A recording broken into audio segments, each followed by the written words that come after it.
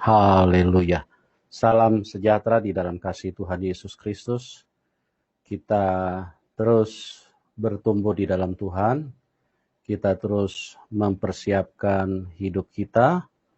Kita terus memahami rencana Tuhan dan mengenali jalan-jalan yang Tuhan ingin kita ada di sana. Dan biarlah semuanya itu menjadi hidup di dalam kita, agar semua yang menjadi rancangan Tuhan, kehendak Tuhan itu tergenapi di dalam hidup kita. Tentunya kita harus terus belajar terhadap apa yang Tuhan rencanakan.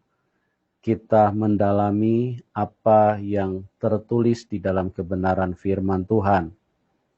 Sebab memahami firman Tuhan itu tentulah bukan satu hal yang mudah bagi manusia-manusia yang sudah terlalu terbiasa hidup dengan konsep daging. Karena konsep Allah berbeda dengan konsep dunia, di mana kita melihat bahwa bahasa-bahasa yang disampaikan oleh Tuhan Yesus kepada umatnya tidak dipahami, tidak dimengerti. Sehingga waktu Tuhan Yesus ada di antara mereka, sudah seharusnya mereka berbahagia dan mereka bersuka cita. Betapa bahagianya karena Tuhan ada di antara manusia. Tuhan bersama-sama dengan manusia.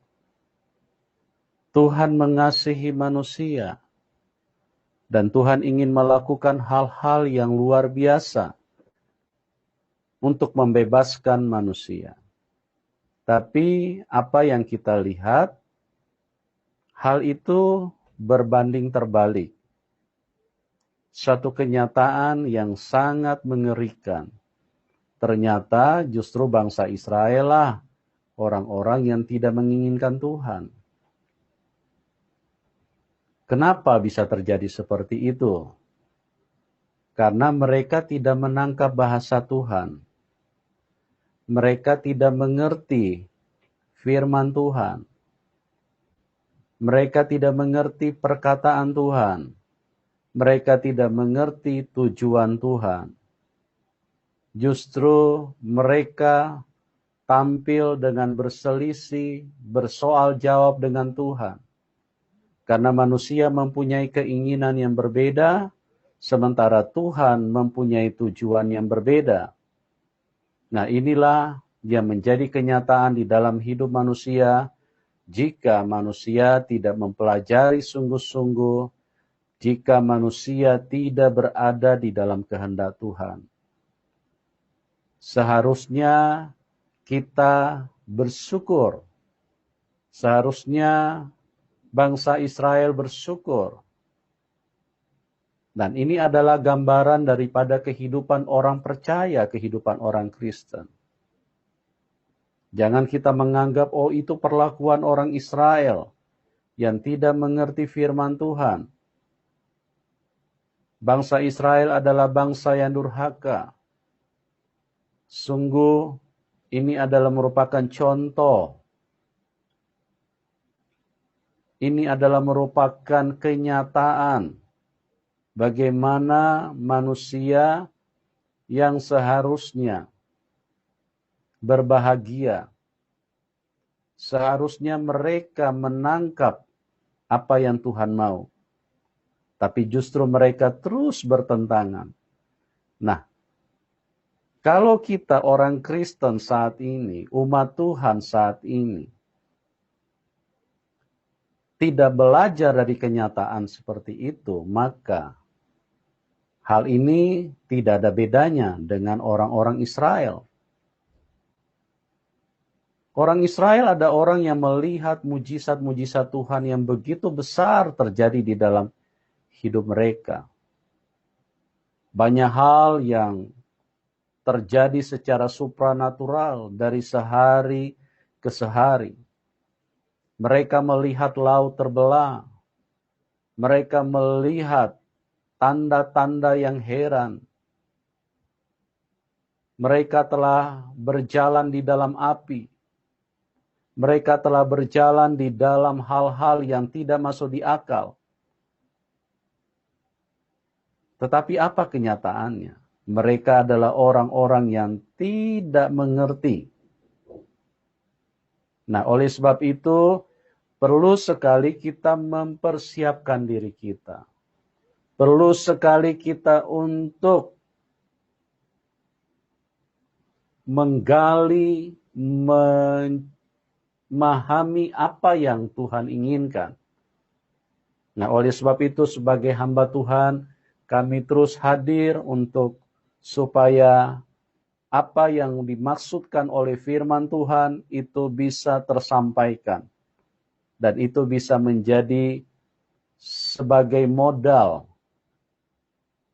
kehidupan, sebagai basic, fondasi di dalam kerangka membangun manusia yang sesungguhnya yang dikehendaki oleh Tuhan, yaitu manusia roh. Nah, kita akan kembali melihat satu kebenaran di dalam firman Tuhan yang mengatakan bahwa kehidupan kita akan memasuki tanah perjanjian. Dan ini adalah satu kebenaran yang harus dimengerti. Karena inilah kunci daripada kehidupan itu sendiri. Di mana Tuhan menyediakan suatu tanah perjanjian. Bukan tanah yang seperti yang kita kenal, yang ada di berbagai kota, di berbagai daerah, di berbagai tempat. Tapi ada satu tanah yang dijanjikan oleh Tuhan. Ada satu tempat kediaman. Tanah itu berbicara tentang kediaman. Tanah itu berbicara juga terdapat kandungan-kandungan yang merupakan kekayaan dan fasilitas hidup buat manusia. Tanah itu adalah berbicara tempat berdomisili. Tempat satu kehidupan yang dibangun atas dasar di mana manusia ingin mengalami kebahagiaan yang sesungguhnya. Kalau kita perhatikan di dalam Ulangan 11 ayat 8 dan 9. Ulangan 11 ayat 8 dan 9. Jadi, kamu harus berpegang pada seluruh perintah yang kusampaikan kepadamu pada hari ini, supaya kamu kuat untuk memasuki serta menduduki negeri kemana kamu pergi mendudukinya, dan supaya lanjut umurmu di tanah yang dijanjikan Tuhan dengan sumpah kepada nenek moyangmu untuk memberikannya kepada mereka dan kepada keturunan mereka, suatu negeri yang berlimpah-limpah susu dan madunya. Iya. Kita perhatikan di situ, kita scroll ke bawah ke ayat 8. Bagaimana Tuhan berkata, jadi kamu harus berpegang pada seluruh perintah yang kusampaikan kepadamu pada hari ini, supaya kamu kuat untuk memasuki serta menduduki negeri kemana kamu pergi mendudukinya. Ayat 9, dan supaya lanjut umurmu di tanah yang dijanjikan Tuhan dengan sumpah kepada nenek moyangmu, untuk memberikan kepada mereka dan kepada keturunan mereka suatu negeri yang berlimpah-limpah susu dan madunya. Tuhan berkata kepada bangsa Israel, kamu akan memasuki negeri, ke satu tanah yang berlimpah susu dan madunya. Ini adalah merupakan satu tempat kediaman yang dirindukan oleh Tuhan. Dan juga dirindukan oleh manusia. Tetapi kita perhatikan bahwa tempat yang begitu penuh dengan bahagia ternyata tidak mendapatkan respon yang baik dari manusia. Kenapa bisa begitu? Ya, kembali lagi bahwa manusia dengan naluri dan tabiat duniawinya yang terlalu kuat, maka hal itu menjadi tidak jelas atau tidak sama sekali dipahami. Hal ini justru merupakan satu hal yang ditolak oleh manusia. Ya, inilah kenyataan hidup manusia. Tuhan memberikan satu tanah perjanjian. Satu tanah yang dijanjikan oleh Tuhan. Untuk supaya kita bisa ada di tempat itu.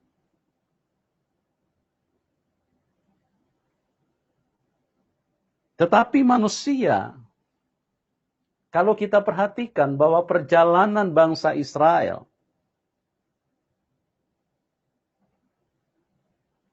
di mana Tuhan berfirman juga kepada Musa pada satu ketika untuk membawa mereka keluar dari Mesir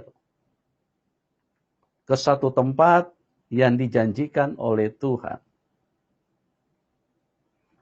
Ya, kita bisa lihat di dalam kitab Keluaran pasal yang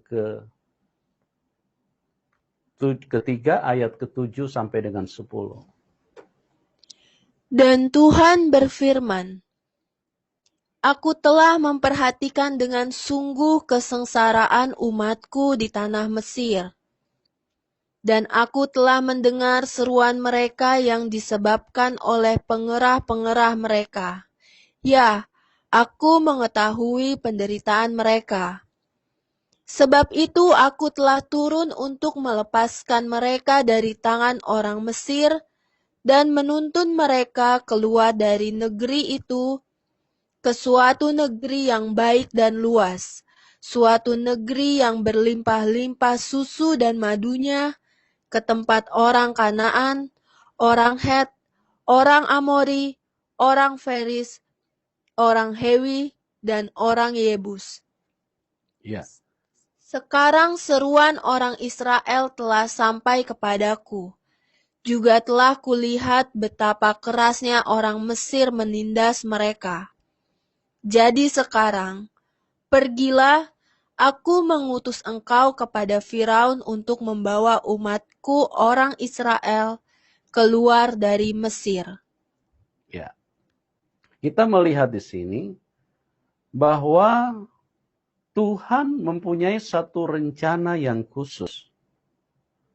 Tuhan mempunyai satu tujuan yang sangat sempurna, yang sangat mulia, yaitu Tuhan ingin membawa bangsa Israel ke satu tanah perjanjian.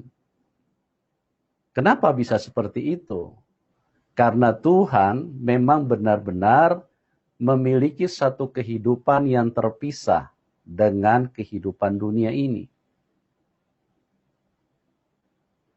Tuhan merindukan satu kehidupan yang memang benar-benar menurut aturan main daripada Tuhan sendiri.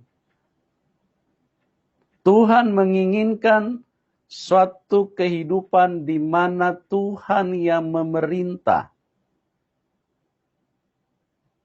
Tuhan yang mengendalikan, Tuhan yang mengatur sesuai dengan kehendak Tuhan sendiri. Kita perhatikan bahwa kehidupan manusia selama manusia ada di dalam dunia ini, Kehidupan manusia adalah kehidupan yang duniawi. Kehidupan yang berbeda dengan kehidupan yang ada di dalam keinginan Tuhan. Kenapa bisa begitu? Kita kembali lagi bahwa itu adalah merupakan sebuah kesalahan besar yang dipilih oleh manusia.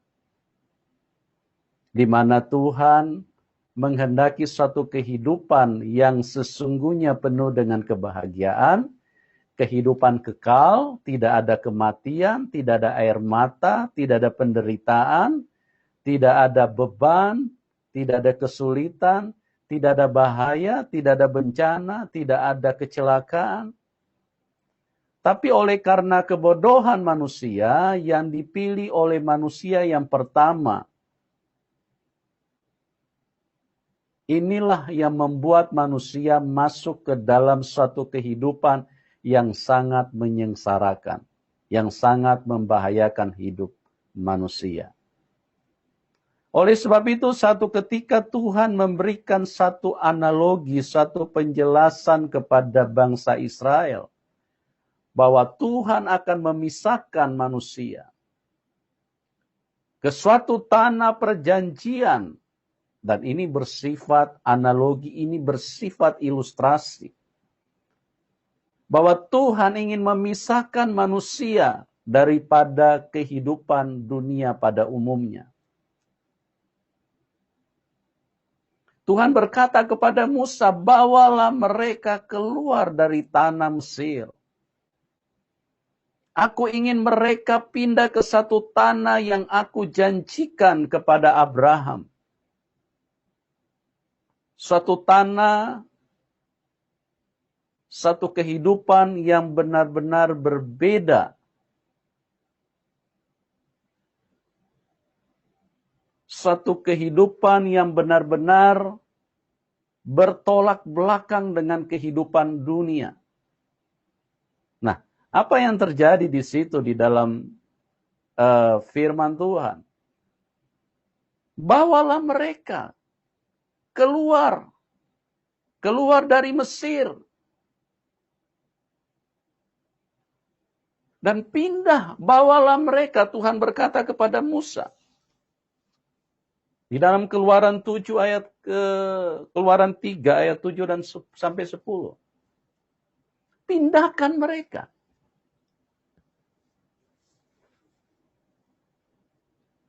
Ke satu negeri yang berlimpah susu dan madunya. Ke satu kehidupan yang dirancang oleh Tuhan. Tetapi apa yang terjadi?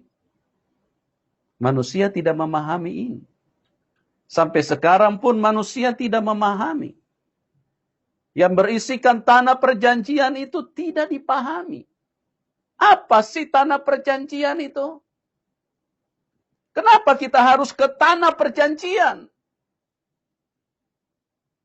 Bukankah di sini juga sudah cukup baik?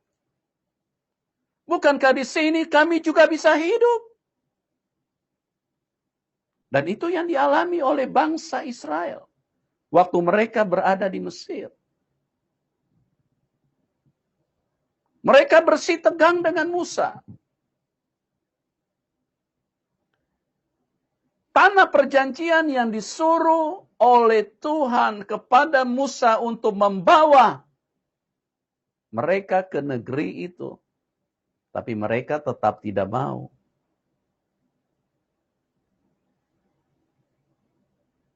Kok bisa begitu ya? Ya ini kenyataan. Naluri-naluri yang ada di dalam kehidupan manusia adalah naluri kehidupan yang berbeda dengan apa yang diinginkan oleh Tuhan. Bangsa Israel bersikeras untuk tetap di Mesir. Bangsa Israel bersikeras untuk tetap tinggal di Mesir. Bahkan setelah mereka dibawa keluar, bahkan setelah mereka berjalan beberapa tahun lamanya, hati mereka tetap ingin balik di Mesir. Hati mereka menginginkan Mesir.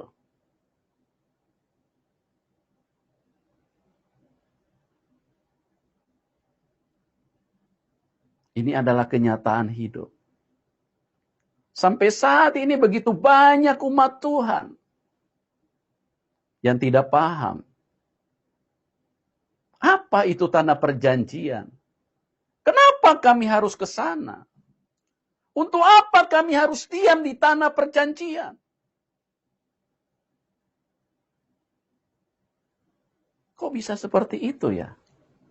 Karena pemahaman kehidupan orang Kristen tidak ada bedanya dengan kehidupan orang dunia. Kok kan di sini juga sama-sama ada tanah. Di sini juga sama-sama ada kehidupan.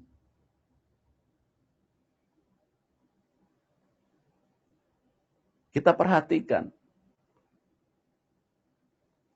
bahwa bangsa Israel yang keluar dari Mesir, yang jumlahnya kurang lebih 2 juta orang,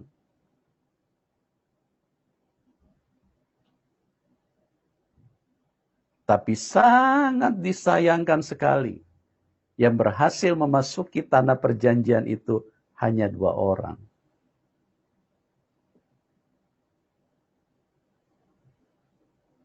Padahal itu tanah yang dijanjikan Tuhan.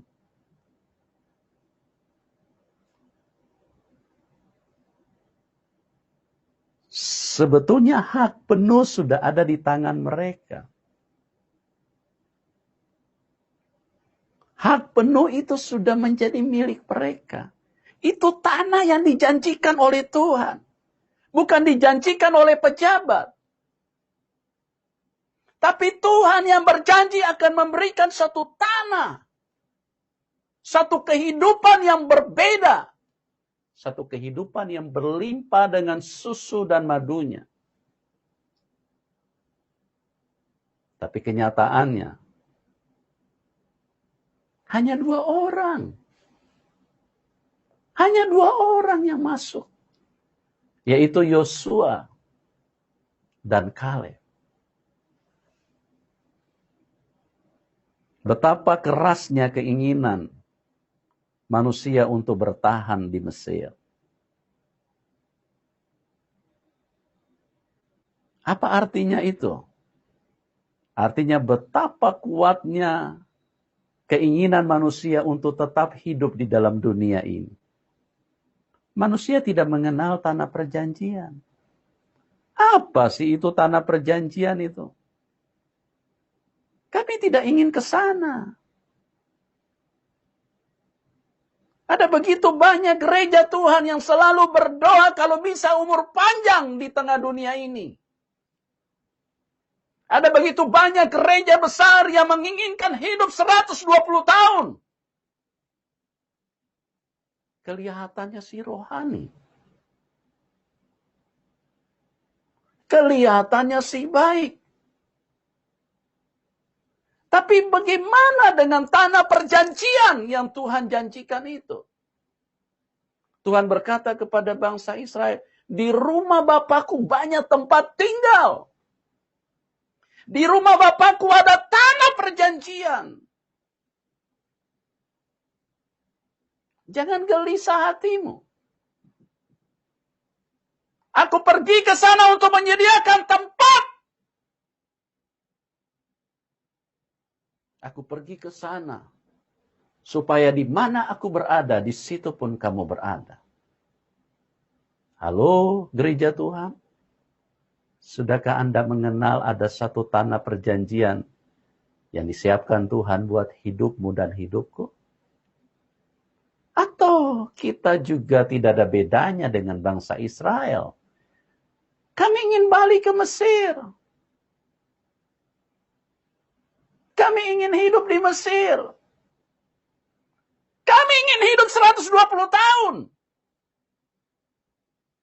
Kenapa bisa seperti itu? Karena naluri manusia tidak mengenal naluri Bapanya. Hati dan pikiran manusia tidak mengenal hati dan pikiran papanya. Bapaknya di surga. Mereka terlalu asik. Cuman akan menjadi lucu kalau mereka juga berdoa, kalau bisa aku ingin hidup 1000 tahun lagi. Ya, itulah naluri manusia. Itulah hati manusia. Tidak kepengen ke tanah perjanjian, kepengen hidup di tanah yang sekarang ini. Kami bahagia di sini, kami menikmati betapa indahnya kehidupan daging itu, sama dengan bangsa Israel, betapa indahnya makan daging di Mesir.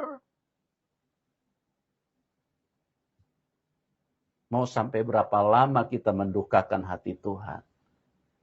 Karena naluri yang kita miliki adalah naluri duniawi. Kita tidak mengenal itu tanah perjanjian. Sepertinya hal itu begitu jauh dari dalam hidup kita. Apa sih tanah perjanjian itu? Apa yang dijanjikan Tuhan? Tanah itu berbicara kehidupan. Dan berbicara hasil yang terkandung di dalamnya. Fasilitas. Tuhan memberi gambaran kepada bangsa Israel. Di sana berlimpah susu dan madunya. Tidakkah kamu rindu?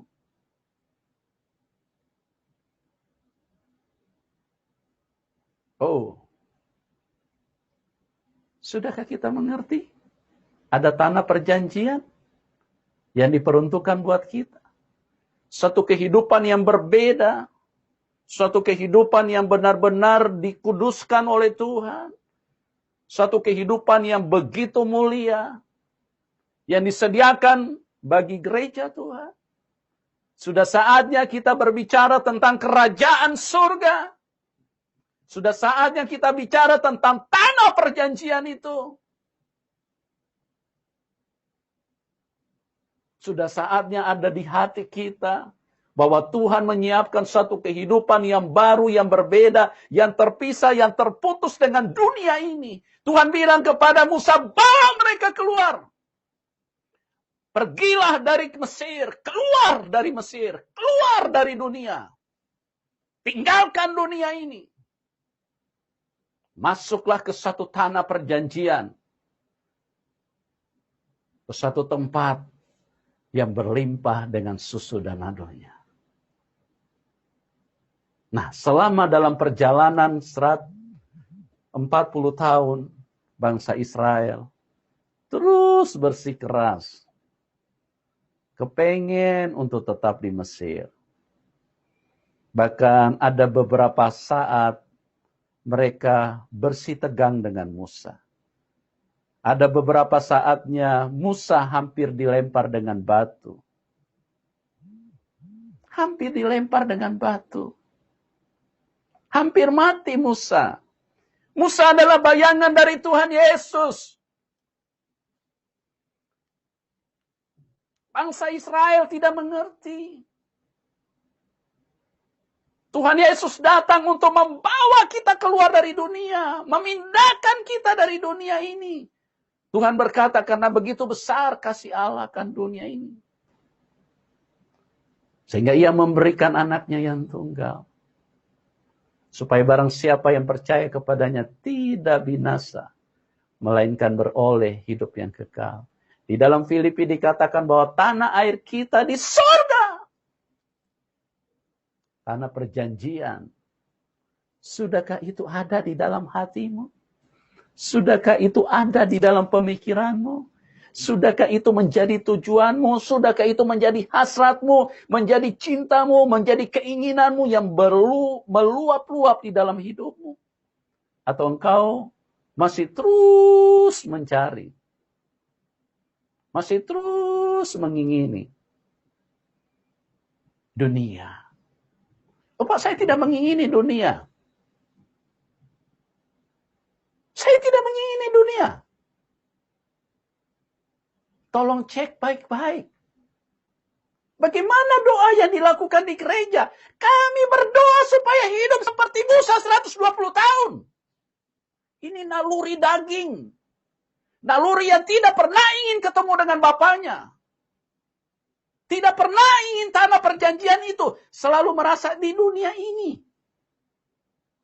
Kami ingin di dunia ini. Ini tanah kami. Kami tidak ingin ke tanah perjanjian itu. Apa bedanya orang Kristen? Apa bedanya dengan umat Tuhan? Apa bedanya dengan cara hidup orang dunia? Kita benar-benar tidak ingin ke tanah perjanjian itu. Kalau Anda baca para rasul, mereka sampai dikorbankan, mereka sampai mati dipancung. Karena apa? Karena mereka merindukan tanah itu, tanah perjanjian. Mereka merindukan. Bahkan Paulus berkata, penderitaan yang ringan saat ini tidak sebanding dengan kemuliaan yang akan dinyatakan. Tidak sebanding dengan tanah perjanjian yang akan kita masuki.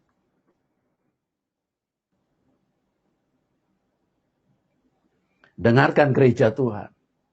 Negara terkaya di dunia ini adalah Amerika. Tapi saya belum pernah dengar ada satu blok atau satu gang yang terbuat tanahnya, jalannya dari emas. Tapi Tuhan menyediakan tanah perjanjian. Dengan batu permata, lantainya dari emas. Tidakkah engkau rindu untuk ke tanah perjanjian itu? Begitu kuatkah nalurimu tentang dunia ini, tentang dagingmu? Sehingga engkau tidak pernah ingin ke tanah perjanjian itu. Oh Pak, apakah tanah perjanjian itu di Yerusalem, di Israel sana? Itu ilustrasi. Itu ilustrasi, analogi, hanya penjelasan bahwa ada satu tanah perjanjian yang disediakan oleh Tuhan buat kita semua. Sudahkah engkau mengenalinya? Sudahkah engkau mengingininya? Sudahkah engkau berupaya, berusaha untuk pergi ke sana? Jikalau kamu berpegang dengan sungguh-sungguh peraturan yang kuberikan, maka kamu akan memasuki negeri itu. Sudahkah engkau berusaha di dalam perjalanan dengan waktu yang sangat singkat ini untuk benar-benar mengejar, mencari tanah perjanjian itu? Tanah yang dijanjikan oleh Bapamu. Atau engkau hanya berkata, ya saya tidak tahu. Saya tidak mengenal tanah itu. Maka marilah kita rame-rame berdoa. Berikanlah kami hidup umur 1000 tahun lagi di tengah dunia ini. Engkau tidak pernah rindu dengan tanah perjanjian itu. Engkau tidak pernah rindu dengan Bapamu. Perhatikan apa yang dikatakan Paulus. Aku terlebih suka beralih dari dunia ini dan diam menetap bersama dengan Tuhan. Para rasul telah memberikan satu kebenaran yang luar biasa. Yaitu kehidupan di mana tanah perjanjian itu akan dimiliki oleh setiap orang yang percaya kepada Dia. Di mana engkau berada saat ini? Di mana hatimu berada? Ada satu tanah yang sedang menanti kita. Satu tanah yang berlimpah susu dan madunya. Bahasa penjelasannya tanah yang berlimpah dengan susu dan madunya. Ini berbicara tentang kenikmatan yang luar biasa. Susu berbicara tentang kualitas hidup. Kalau orang menikmatinya betapa bergisinya. Betapa rasanya begitu berlimpah dengan susu dan madunya. Sedang menanti Anda. Pikirkanlah itu. Dan berjalanlah dengan sungguh-sungguh. Paulus berkata, aku berlari. Aku berlari. Aku melupakan yang di belakangku. Aku melupakan yang di belakangku. Aku berlari ke sana. Itulah tanah perjanjian yang disediakan oleh Tuhan bagimu dan bagi kita semua. Itulah tanah yang disediakan oleh Tuhan. Kiranya kita semua menyadari akan hal ini, bahwa tanah itu sudah menanti kita, tanah perjanjian. Berlarilah, rebutlah, milikilah, dan masuklah ke sana, supaya hidupmu berlimpah dengan susu dan madunya. Hidupmu penuh dengan kebahagiaan. Salam kemenangan buat kita semua. Amin.